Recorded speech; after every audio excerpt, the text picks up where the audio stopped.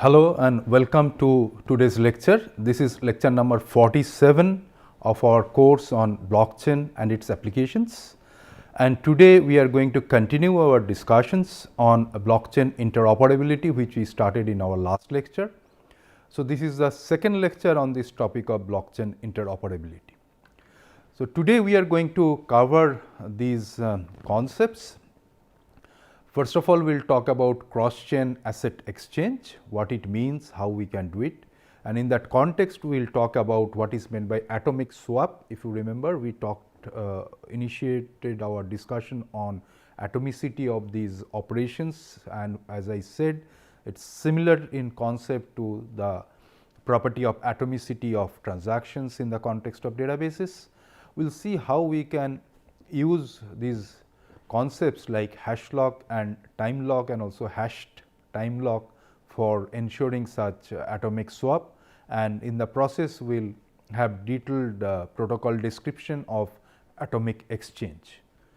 The keywords for today's discussion are atomic exchange, of course hash lock and time lock, and as I mentioned, a combination of these hash lock and time lock in forming what is called hashed time lock contract or HTLC, and then we will introduce our discussion on atomic exchange, and in this lecture we will talk about only two parties where there will be some exchange of such cryptocurrency and this is only between two parties and in different blockchain networks, and in our next lecture we will talk about how to carry out atomic exchange for more than two parties. So, let us try to understand what is meant by this cross chain asset transfer using atomic exchange. So, if we look at this particular diagram, we see that there are two networks. On one side we have the Bitcoin network. So, this is the Bitcoin network, and on the other side we have the Ethereum network, and then in the Bitcoin network, Alice the sender sends one Bitcoin as an example, it could be any number of Bitcoins of course, to Jack, which is acting as the exchanger. And on the Ethereum network, on the other side, this Jack will be sending an equivalent amount, which is for example 33 ethers from his account to Alice. So, if you look at this, that Alice on this side is the sender as is written here, okay, and then finally it will be transferred to Bob. So, these 33 ethers indeed would be going to Bob, but for that what we are doing is that Alice is using an exchanger Jack, and this amount of one Bitcoin is first going to Jack in this Bitcoin network, and at the same time it is going from Jack to Alice the equivalent amount of 33 ethers. And finally, of course, Alice will be transferring those 33 ethers to Bob, which is the final intended recipient of this transfer of asset. So, we see that this is indeed an example of cross chain asset transfer. What is very important is that in order that it works correctly and no party can back out in between, or there is no issue about the exchange rate between Bitcoin and Ethereum, this ether fluctuation, these two cryptocurrencies, their exchange rates fluctuate and having an impact on the final transfer. What we need to ensure is this part, that 1 and 2, that should be atomic exchange. That means the operation of Alice transferring one Bitcoin to Jack in the Bitcoin network and Jack transferring 33 ethers to Alice in the Ethereum network, they should be carried out atomically, and once it is there with Alice, so it means what Alice in effect has transferred equivalent of one Bitcoin, which is this 33 ethers from her account in Bitcoin network to her account in the Ethereum network, and once these 33 ethers are there in Alice's account in the Ethereum network, Alice can later on transfer in this step 3 these 33 ethers to Bob. So, what is important is that this 1 and 2 should be atomic exchange, and after that the transfer can take place, but even after these two steps 1 and 2 are carried out, in case that step number 3 is delayed, it is not a problem, because in fact, from the beginning Alice has been able to get those 1 Bitcoin transferred to our account, that is the equivalent of 33 ethers in the Ethereum network. So, if we can solve the atomic exchange problem, it will solve the most of the challenges in asset transfer across multiple such blockchain networks. So, we will see how actually this can indeed be carried out. So, we will discuss about one particular work, research work that was carried out and it was published in this PODC 2018 conference, which is one of the seminal work in this area, and we will refer to this particular paper. We will have details of that in our subsequent slides. So, what it does is that it talks about atomicity. So, atomic transaction, as we have defined, is an indivisible series of operations such that either all of them occur or none occurs. And atomic swap protocol that we will discuss, it guarantees that if all parties conform to the protocol, then all swaps take place. If some of the parties deviate from the protocol, then no conforming party ends up worse off. And finally, no coalition has an incentive to deviate from the protocol. So, what do they mean? It means that as long as we have this protocol in place and all the parties who are participating in this protocol in that atomic cross chain swap, so if all of them are conforming to the protocol, then the swaps will take place. It is guaranteed. However, if in the process, if some of the parties deviate from the protocol, then the parties who are not deviating, the ones who are conforming to the protocol, they should not have any difficulty. So, they should not be worse off, meaning that with respect to what they had before the protocol execution was started, so they should not end up being worse off at the end of the execution of the protocol.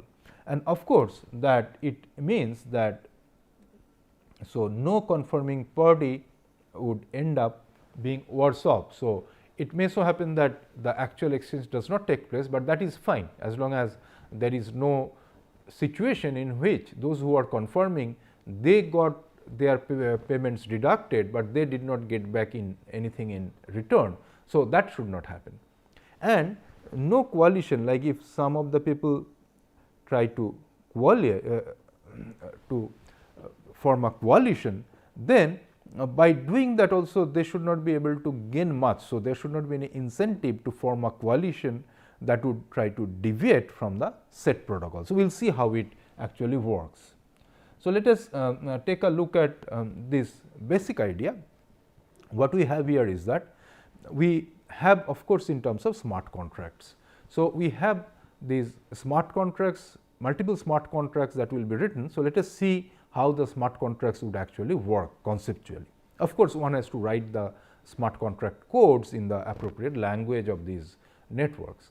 So, what is done is that these smart contracts are initialized on both ends with the amount. So, if you see this diagram here, so Alice initiates this smart contract, which is denoted as contract A in the Bitcoin network, which is about transferring those 1 Bitcoin. And then Bob in the Ethereum network initiates this contract B that transfers 33 ethers. So, in this example, what we are doing is that here we are taking a situation where Alice would be transferring 1 Bitcoin to Bob and Bob would be transferring 33 ethers to Alice. Okay. And let us assume for the time being, it is in this situation, this Bob is like that exchanger that we talked about in the previous slides. So, this is going to happen. Both, remember, both Alice and Bob have accounts in the Bitcoin network and they both also have accounts in the Ethereum network. Okay. So, in the Bitcoin network, so Alice is creating this contract of transferring 1 Bitcoin to Bob. In the Ethereum network, Bob is creating this smart contract to transfer 33 ethers to Alice. So, up to this we have the first 2 steps.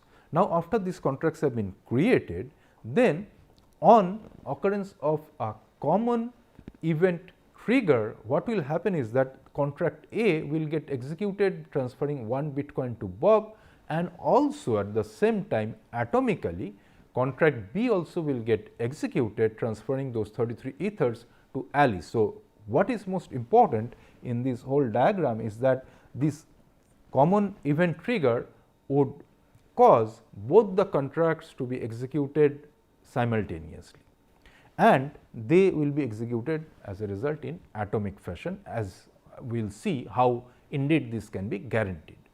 So, let us first see that if we consider this type of an operation, how we can make use of these hash lock and time locks to ensure such atomic transfer of assets. So, we introduce the concepts of hash lock and time lock. Hash lock, it is a function that restricts the spending of funds until a certain piece of data is publicly disclosed, which acts as a cryptographic proof. So, how it works is like this, that say there is a pre-image X. So, let us recap our discussions on cryptographic hash functions. So, if there is, we said, a message M which has got a hash HM.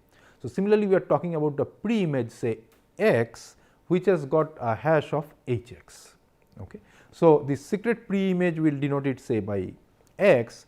So, this hash of X, which is HX, which we could denote as Y or H or something, which is essentially hash of X. So, that is posted as a hash lock. So, what is done is that it is like locking some spending of a cryptocurrency based on this hash that we are going to use. And initial locking, remember, it is very simple. The locking is done using the hashed value, and unlocking can be done using the pre-image. So, if X and HX are the pre-image and the hash of X respectively, then locking can be done using HX and unlocking can be done using X. So, till the time X is made available, this cannot be unlocked. That means, the payment cannot be released in the transaction, but the smart contract can be deployed, which would say that when this X is revealed, then the payment would be released, but till that time an amount of whatever say of 1 Bitcoin or 10 Bitcoin or whatever, or 33 ethers. So, this payment can be guaranteed by ensuring that it is locked using HX, and it can be unlocked only by revealing this pre-image, which is X. And time lock is that if, for example, this unlocking is not done, then after a certain period of time, then that fund can be returned back to the original issuer. So, also it can be used in such a way that unless that time actually reaches, then the spending of fund will not be allowed. So, as we will see that this concept of hash lock and the concept of time lock can be nicely combined in this concept of hash time lock. So, independently, if we look at time lock, it can restrict spending of funds until a specific time, which could be also equivalent to block height. So, this time need not always be a clock time, it could be in terms of block height. If you remember what is meant by block height, that is that number of blocks that have been added in a particular blockchain network, like we discussed about this number of block number in the Bitcoin network in detail. Also remember that this is not something new that you are learning. When we discussed about transactions in the context of Bitcoin, there we talked about this script pub key and script sig, where we indeed took this example of a particular script. If you remember, we talked about some interesting scripts, and there was one such script that said that unless that time is reached, the script sig will not be able to unlock that amount. That means, the recipient will not be able to claim that amount. What it means is that I can put this particular condition that this fund can be used only after the specified time has been reached, and hash lock is one that would ensure that till the pre-image is revealed, this money cannot be used, or this particular currency cannot be used or claimed by the recipient. So, what we do here is that we now see that how they actually work. So, as we said that hash lock is a type of encumbrance. So, it is there which is blocking something that restricts the spending of an amount until a specified secret key is publicly revealed. What is very important, and that is the foundation for this cross-chain atomic swaps, is that this inherent property that once any hash lock is opened publicly, that means the pre-image of that hash is revealed, any other transactions which were done which also use the same hash lock, that means same value of the hash of the pre-image, all of them will now be opened. So, let x be the pre-image, hx be its hash, and using hx, say contract A is locked, also contract B is locked, and when x will be revealed, then contract A will get executed and at the same time contract B also will get executed. That means, if contract A transfers 1 Bitcoin from Alice to Bob and contract B transfers 33 ethers from Bob to Alice, as soon as this x is revealed, both of these contracts will execute and Bob will get 1 Bitcoin in the Bitcoin network, and as it is also presented in the Ethereum network, then Alice would get 33 ethers in the Ethereum network. So, that is the inherent property of hash locks. So, we give an example. Alice generates a secret key, say it is this x that I was talking about, I love strawberries, and then Alice computes the cryptographic hash of this key and say this is this encoded form of the hash, and now Alice initiates a hash locked contract of 1 Bitcoin, and which has the condition that if key is revealed, 1 Bitcoin would be paid to Bob. And the contract also contains the hash which allows any miner to verify the revealed key, so that it should not happen later on Alice will say something else to be the secret and then say that no, this cannot be claimed. So, it is important that when it is revealed, any miner can verify that hash of this key that is now revealed indeed maps to what was the hash that was used in the contract. So, as always that in the context of blockchain operations, we would always be in a position to verify whatever has been initially claimed to be the hash was indeed the hash once we get the key revealed. So, if the hash of that revealed key does not match with this hash that was there with the contract, then we know that something is not correct. So, that means that this is not the actual key that was used to create that particular contract in the first place. So, that is how we will see it works. So, let us see that in time lock, in contrast, it is a smart contract primitive, as we said, which restricts the spending or transfer of some currency until a specified future time. And as mentioned, that block height can be used as a proxy for time. So, if we take an illustrative example, so Alice can generate a time locked contract with 1 Bitcoin with say time equal to 2 delta, where delta is some time unit. What will happen is that after 2 delta time, this 1 Bitcoin will be transferred to a target account. So, the contract would be written in such a way that it could be, say Alice would say that this contract I have written, and then at the end of say 2 delta time. So, 2 delta I say it is 2 hours. So, let us assume delta is 1 hour. So, that means that the contract would be such that say it is published at 5 p.m. on 25th of October 2021, and it says that after 2 hours then the payment would be made. So, that means that at 7 p.m. on 25th October 2021, the payment can be made from Alice's account to Bob's account, and that of course will be done automatically by the smart contract. Also, what can be done is that this target account need not be a different account, it could indeed be Alice's own account. So, what can be done is that after 2 hours we can say that the money will revert back to Alice's account itself. Now, finally, we combine this hash lock and time lock into what is called hash time lock contract. What we see here is that we have this contract created by Alice, the funding contract, which is of 1 Bitcoin. It has got a hash which is something like this as is written, and then there is a timeout of 2 delta. So, what happens is that it says that after the key is revealed, or if the key is revealed, then this 1 Bitcoin will be transferred to Bob. Also, it says that there is a timeout of 2 delta. So, that is the time lock is for a period of 2 delta, and then let us assume again it is 2 hour. So, that means that if Alice reveals the key, and which in this example that we took is the key is I love strawberries, then after Alice reveals the key, so till the time Alice reveals the key, Bob cannot claim that amount, and say after 1 hour of creating the contract, Alice reveals the key to Bob, and why 1 hour? Maybe Bob would provide some service to Alice and then only Alice would release this key. And why would that happen? It could be that Bob is maybe selling something to Alice or providing some service to Alice, and then once that service is given, then Alice would reveal the key, and once Alice reveals the key, then Bob would be able to claim that 1 Bitcoin, and that is how the entire operation will take place. The transaction would take place that Bob provides some service to Alice or sells something to Alice, and Alice makes the payment in Bitcoin to Bob.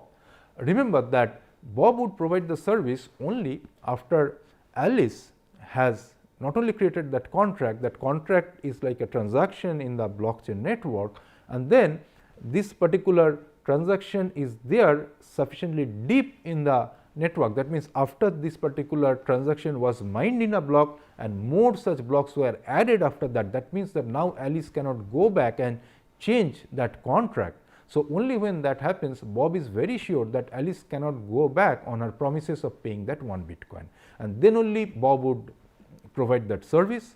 Once Alice gets that service, Alice would reveal the key I love strawberries to Bob, and Bob will now be able to enter that along with his signature. Of course, that Alice made the payment to Bob using Bob's public key, maybe hash of the public key. So, Bob provides the signature and the key. So, now this hash locked contract will now be unlocked and Bob gets the amount. But suppose what happens is that Bob does not make the provide the service to Alice. So, Alice created the contract promising to pay 1 Bitcoin if she got the service from Bob, but Bob finally did not provide the service or did not supply the item. So, in that case what would happen is that now you see that Alice's 1 Bitcoin is locked in that contract. So, what needs to be there is that there is this notion of now timeout. When what it says is that after this 2 delta, which is say 2 hours, when Alice of course will not reveal the key because she did not get the service or the item from Bob. So, Alice, instead of revealing the key, Alice would just wait, and after 2 hours, assuming delta is 1 hour, then this contract will time out, and then this 1 Bitcoin will be reverted back to Alice. So, the contract would be written in such a way that after this time, that when the timeout timeout occurs, then the money will be paid back to Alice. So, you see that in either case, by doing this, by combining hash lock and time lock into this hash time lock contract, we are ensuring that Bob will get the money or that cryptocurrency if he provided the service, because then only Alice would reveal the key, and if something goes wrong, after some time Alice will get back her 1 Bitcoin. So, that is the beauty of this hash time lock contract. So, we will see how this hash time lock contract is indeed used for atomic swap. So, we have just given an example where, if you see here, it is only one sided, that Alice is making the payment to Bob, and as I explained that the payment will be made because Bob might be providing service, and we are treating that service is happening off chain. That means, it is not something that we know in the blockchain itself. Now, then what we do is that we see how this hash time lock contract concept can be used for atomic swap. So, where Alice will transfer 1 Bitcoin to Bob and Bob will transfer 33 ethers to Alice, and these two will take place atomically. Again, just to put it in proper perspective, we are assuming that both Alice and Bob have accounts in the Bitcoin network, and they also have account in the Ethereum network. So, in the Bitcoin network, Alice is transferring 1 Bitcoin to Bob, and in the Ethereum network, Bob is transferring 33 ethers to Alice.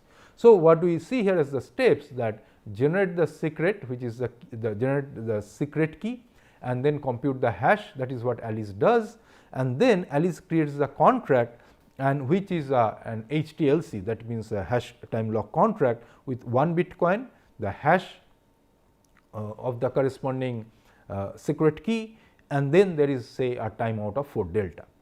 And then what happens is that Alice would say that this is the H, that is the hash of the pre-image that was used to create the contract. So, Bob now can verify that indeed Alice created the funding contract HTLC with that H. So, Bob can verify that, and once Bob verifies that, then Bob is sure that now Alice cannot go back on her promise, because it is now they are deeply buried in more number of blocks after the block in which that contract went in as a transaction.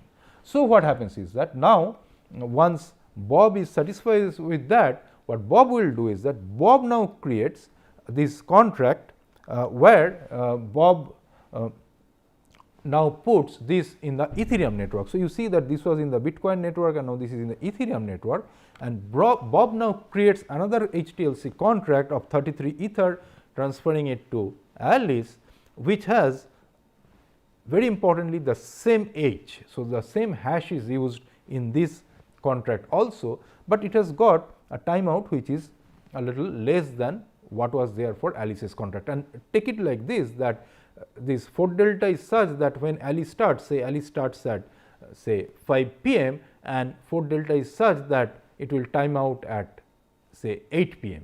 Okay. So, 4 delta is say or say at 9 p.m. So, 4 delta is 4 hours. So, Alice's contract will time out at 9 p.m. So, say Bob checks everything and creates the contract at say 6 p.m. and then will set delta such that this 6 p.m. plus 2 delta is less than 9 p.m. So, say Bob sets it as 2 hours. So, Bob's contract will time out at 8 p.m. So, Alice created the contract at 5 p.m., Bob at 6 p.m., Bob's contract will time out at 8 p.m. and Alice's contract will time out at 9 p.m. But let us wait on that. So, let there be no need for timeout. So, what happens is that once Bob has created this contract, as you can see that now Alice will check that Bob indeed has created the contract. It is also deeply buried in more number of blocks, and then Alice is sure that Alice can get those 33 ethers from Bob. So, what Alice does is that Alice would reveal the key, and then by revealing the key, now that means that whatever contract Bob had created, that can be used for claiming only when the key is revealed, but Alice knows the key. So, Alice now reveals the key and claims those 33 ethers. But as we said that as soon as this key is revealed, Bob knows about it, and because Bob knows about it, now Bob will go and then will be using it to get back his 1 Bitcoin in the Bitcoin network. So, by revealing the key, Alice got the money from Bob in the Ethereum network, and then because the key is revealed, Bob knows it, Bob uses it in the Bitcoin network to redeem the 1 Bitcoin that was there in the contract created by Alice. So, 1 Bitcoin gets paid to Bob. So, you see that in this manner, as soon as this key is revealed, then both of the parties can get their own cryptocurrencies, like 1 Bitcoin goes to Bob and 33 ethers go to Alice. What is also important, as we will see in the very next slide, is that it is possible that something does not really work as already explained or as described. So, what if Alice does not reveal the key? So, if Alice does not reveal the key, why might not Alice reveal the key? Because it might be a case, just as an example, that Alice expected Bob to pay maybe 35 ethers, but Bob only created a smart contract saying I will pay 33 ethers. So, Bob is not willing to pay 35 ethers to Alice, which she possibly expected. So, Alice, you see that put this HTLC of 1 Bitcoin, and then Bob checked everything, and then Bob gave his HTLC of say 33 ethers, with which Alice is not satisfied. So, what Alice would do? If Alice now reveals the key, then her 1 Bitcoin will go to Bob and she will get only 33 ethers, but she is not satisfied with 33 ethers. So, what she will do is that she will not reveal the key at all, and if she does not reveal the key, what will happen? After some time, timeout will occur. So, first the timeout of Bob will occur. If you remember, we said that Bob created the contract at say 6 p.m. and the timeout would occur at 8 p.m. So, Bob first gets back his 33 ethers, and then after some time, say at 9 p.m., the contract of Alice will time out and Alice gets back her 1 Bitcoin, that is she is refunded her 1 Bitcoin. So, you see that if something goes wrong in between, okay, and even that Alice had added and Bob did not do it, okay, and as a result it is to be ensured that when, as we said, that when the parties do not follow the protocol to its final completion, then also they should not be worse off for some reason that they are not happy and they do not complete the protocol, then you see that both get back their money. You have to notice one point, the example that I gave is that Alice's timeout is at 9 p.m. and Bob's is at 8 p.m. So, it is important that this happens, otherwise what could have happened was, if for example Alice's timeout was after when Bob created the contract. In our example, Alice created the contract at 5 p.m., Bob at 6, and say Alice's timeout is such that it will time out at 7 p.m. So, what can happen is that Alice can wait till 7 p.m. when her contract times out, she gets back her Bitcoin. Now, by revealing the key, she can also get the 33 ethers that Bob has created in his contract for Alice. But then by that time, because Alice has timed out and has got back her 1 Bitcoin, so what will happen is that Bob cannot now claim those that 1 Bitcoin from the contract, because it has already timed out.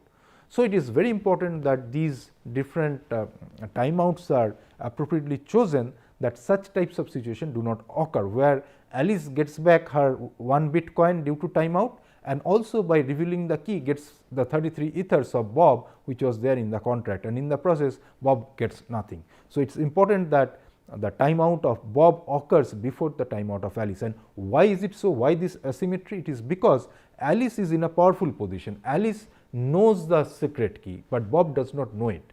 So, it is also in this entire exchange, Alice, it is not symmetric. So, there is some asymmetry in the sense that Alice has got more knowledge, and because she has got more knowledge, we have to protect Bob against anything that Alice might do, as a result of which Bob will be inconvenienced. So, that is why one has to set the timeouts in such a manner that Bob's timeout would occur first, and then only timeout of Alice would occur. So, that brings us to the end of this interesting discussion on how we can carry out atomic cross-chain swaps in this lecture. So, if we take a look at a summary of what we discussed, we have explained how hashed time lock contracts work. It is very interesting, and how it can be used for carrying out atomic cross-chain swap operations. And we have taken an example where only two parties are involved in this atomic exchange. In our next lecture, we will talk about more than two parties being involved in the atomic exchange. So, that brings us to the end of today's lecture, but once again I would like to mention that all the web resources, as mentioned from time to time, these are very useful. So, please make good use of those, and you will learn a lot from such resources. Thank you very much for your attention.